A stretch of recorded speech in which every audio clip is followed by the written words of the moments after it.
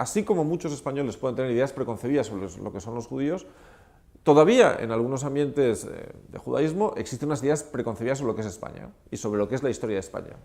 Y la parte, por así decirlo, negra de la historia de España respecto al judaísmo, evidentemente no se puede ni se debe borrar, está ahí.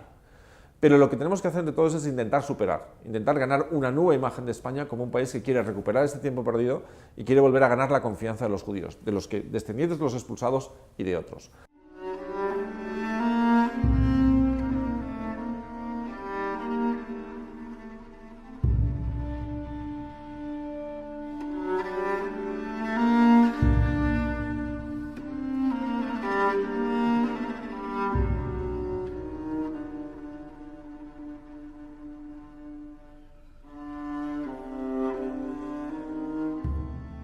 Pero no hay que olvidar que los judíos y el judaísmo llega a la península antes que el Islam, antes que los visigodos.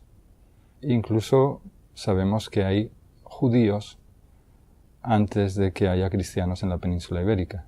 Tenemos una literatura, una poesía muy importante. Hubo poetas, hubo filósofos. En España hubo una cultura judía riquísima.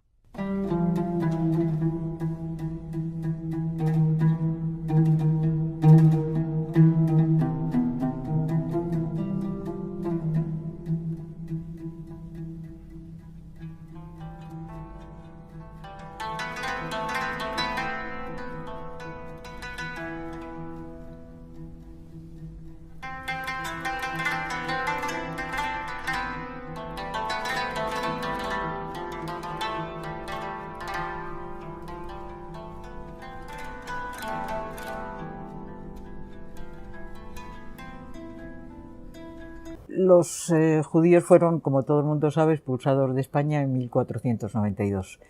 Pero no son estos los primeros judíos hispanos que salen de la península ibérica.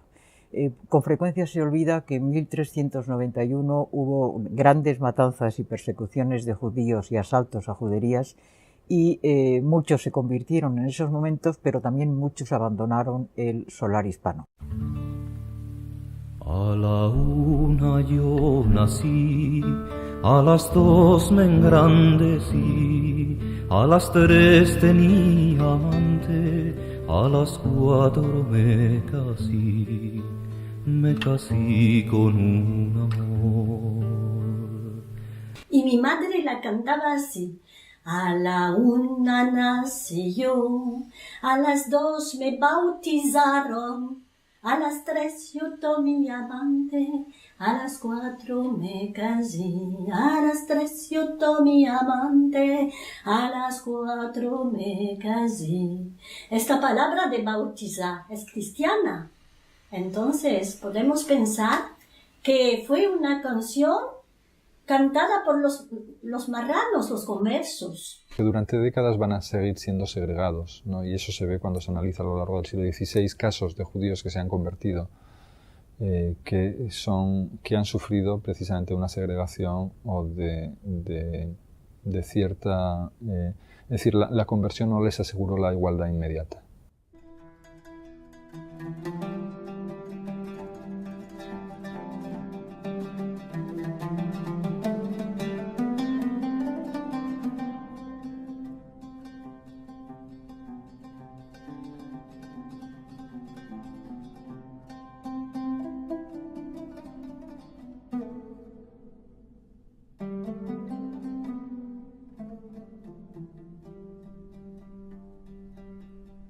El judaísmo de mi familia es muy diverso, de gente que se quedó, que se debieron de convertir, claro, evidentemente, al cristianismo, y de gente que no se quedó, que se fue. Yo por eso puedo entender bastante bien las dos opciones dentro de los judíos españoles, los que salen porque radicalmente no aceptan a la religión que se les quiere imponer, y los que se quedan. Esta montaña de enfrente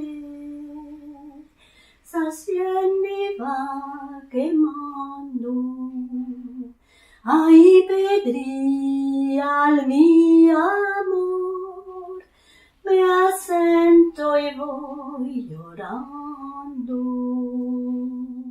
La inmensa mayoría de los judíos sale de España, otros se convierten, obviamente, y los puntos de salida son por el norte al sur de Francia, por el este a Portugal, donde son convertidos a la fuerza en 1497, y por el este hay muchos que marchan a Italia como paso y fin de su viaje, y hay otros que siguen hasta, digamos, en los Balcanes, con ideas más o menos realizadas de llegar a la tierra prometida, a Jerusalén, pero muchos se quedan, la inmensa mayoría se queda en el Imperio Otomano. A judíos a enfardelar, que mandan los reyes que paséis la mar. Cuando los judíos salieron de España, no había un español estándar como hay hoy. Los sefardíes turcos vinieron al Imperio Otomano en 1492 y se instalaron al oeste de Anatolia, Traquia, el Mármara y los Balcanes. Con ellos trajeron una lengua, todos del lugar donde vinieron. El judío español como tal, además, es un idioma que se crea después de la expulsión. Es decir, en la península no hablaban español, o hablaban catalán, o hablaban dialectos de los lugares donde vivían. No hablaban el judío español. El judío español es posterior a la expulsión. No era una cultura única, era un conjunto de culturas según el origen, la ciudad, en el Imperio Otomano. Según la lengua, habían los judíos de Salónica, los judíos de la Bulgaria, y estos hablaban el español diferentemente, también el judeo español. Por ejemplo, mi abuela, que había vivido toda su juventud en la Bulgaria, no decía los hoyos, decía los suyos.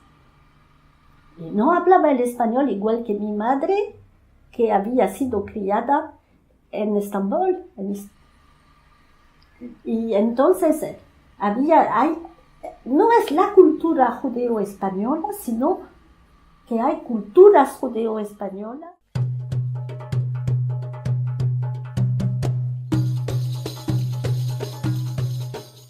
Les gens sont venus, ils parlaient l'espagnol. Ils ne connaissaient pas d'autres langues. Avec tout l'esprit libre, l'atmosphère libre de l'Empire ottoman, ils n'ont pas été obligés d'apprendre une autre langue. Ils vivaient entre eux.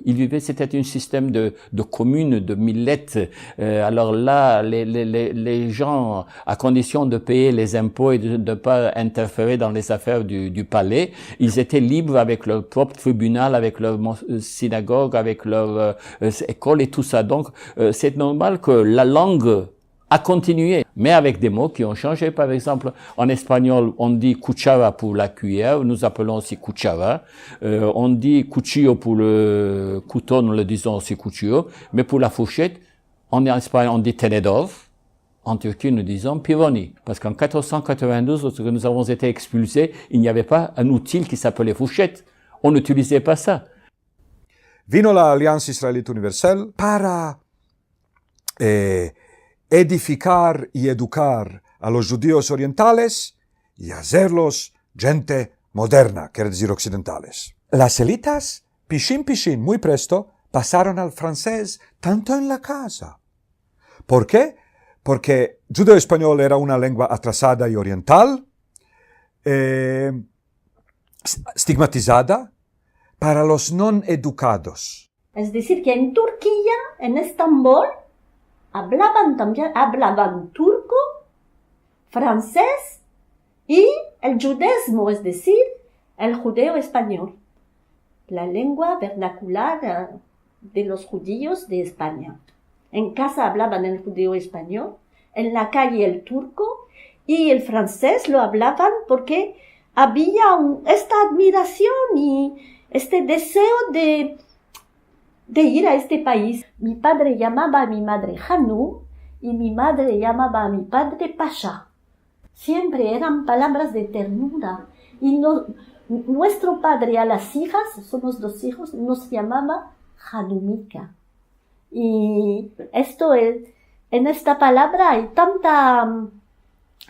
amor, y toda esta cultura que es a la vez oriental y española. Con Hanum es la palabra turca y Ika es español, Hanumika. Entonces es esto que falta. Esto algo que forma parte de lo más íntimo. Mi madre decía la lengua muestra, o el español muestro.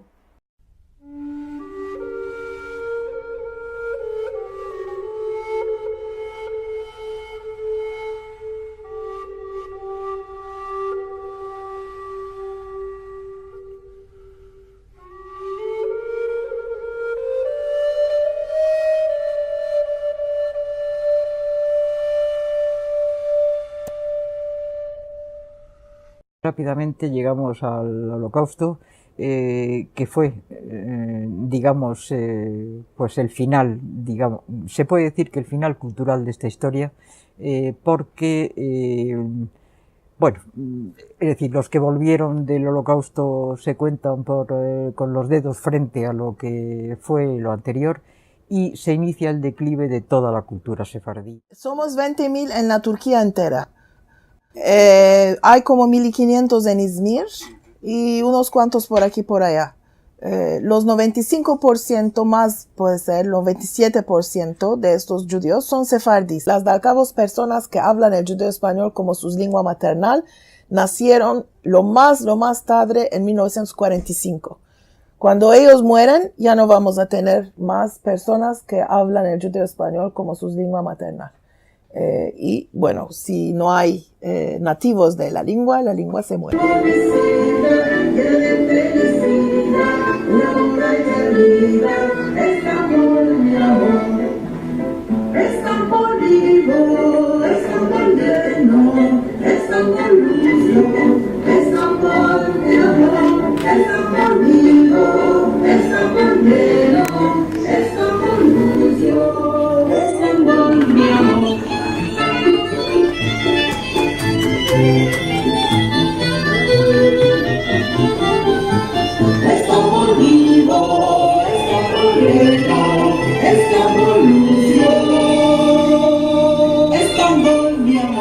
Pendant les fêtes de Rosh Hashanah et Yom Kippour, tous ces magasins que vous voyez, de 2 parts, de gauche et de droite, toute la rue s'était fermée. C'était la rue des marchands de tissus. Partout il y avait des magasins avec les propriétés juives. À ce moment-là, il n'y a aucun juif ici. Les busqué a los judíos, pero no los encontré en Estambul. Solo encontré a una mujer que me habló, ni siquiera hablaba mejor el francés que el judío español, y que me habló un poco. Estábamos en la calle y me contó que las sinagogas estaban cerradas, hay que ir al consistorio, hay que pedir que te abren. Bueno, porque hubo atentados. Je crois que c'est fermé maintenant. Peut-être qu'il n'y a personne là-bas. Il y a 22 tombes ici, mais ce n'est pas fini. Il y a, pour le second terrorisme, il y a encore 7 tombes de l'autre côté.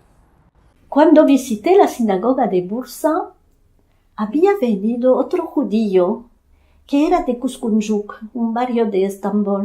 Me di cuenta de que el hombre de Kuzguncuk no hablaba el judeo español. Y él me escuchaba, porque yo hablaba con León en judeo español.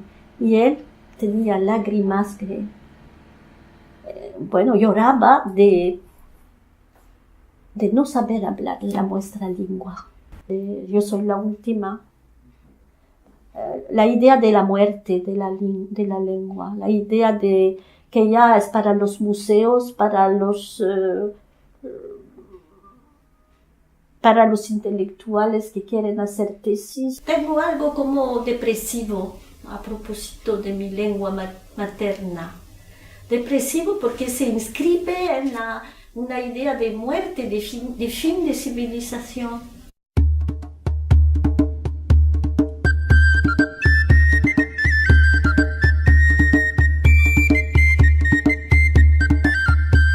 Lo importante es que es una lengua escrita.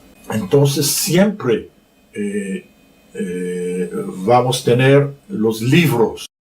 Aquí tienes una romanza que fue compuesta en el siglo XIV, ainda preservada como fue cantada 500 o más años atrás. Mi madre cantaba esta cantiga.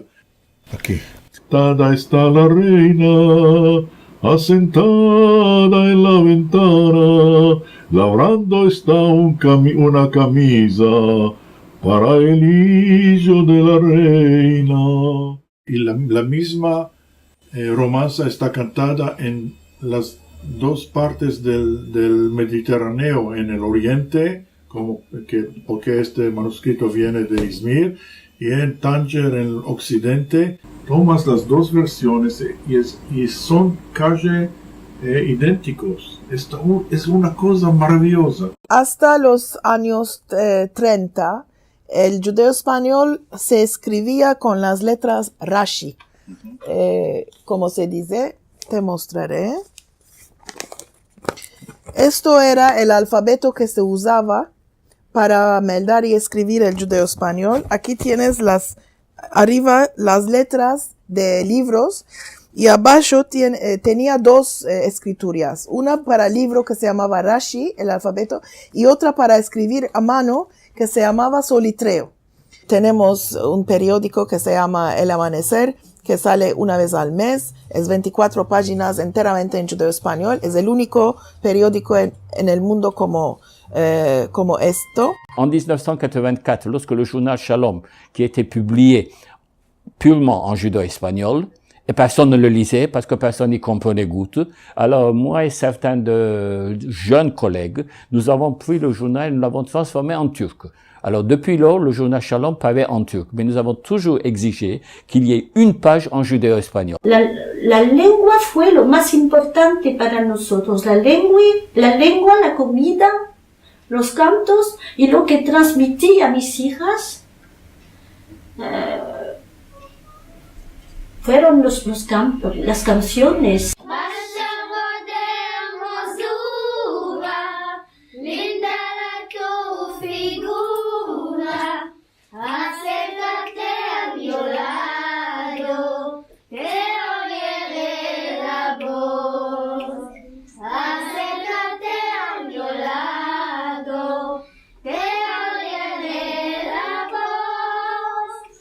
Hay 20 años que fundé esta institución de la cultura judeo-española aquí en Valladolid. Y los escopos de este instituto, en primer lugar, era salvación. Por ejemplo, la colección más grande en todo el mundo de cantes, de todo modo de cantes, romanzas, cantigas, coplas y otras, etcétera, etcétera.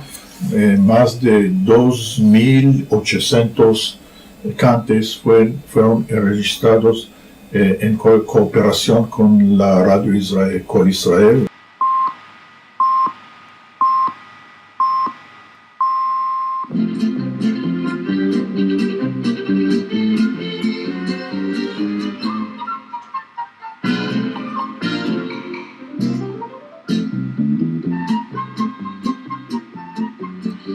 Col Israel, la voz de Israel, transmitiendo de Jerusalén en judeo-español. El programa en judeo-español de Col Israel existe desde 1948, desde la fundación del Estado. El judeo-español venía a dar respuesta a las personas que llegaban de los países de los Balcanes, que no sabían el hebreo. Desde entonces existe una emisión en judeo-español. Y durante los años tuvimos muchas amenazas. Querían cerrar la emisión porque la gente ya no necesitaba más emisiones en judeo español. Desde que fue legislada la ley de preservar las lenguas judías como el yiddish y latino, desde el 1996, que ya no nos amenazan tanto con la cerradura de la sección. Nous sommes des parents de Don Isaac Abravanel.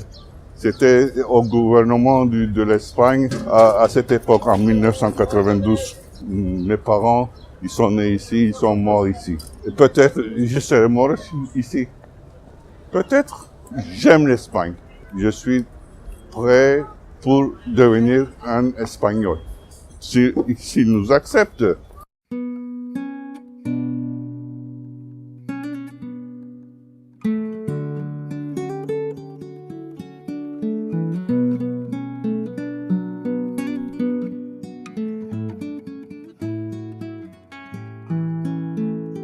Árboles lloran por lluvias y montañas por aires, ansí lloran los mis ojos por ti, querida amante, ansí lloran los mis ojos por ti, querida amante. Torno y digo, ¿qué va a ser de mí en tierras ajenas? Yo me puedo morir.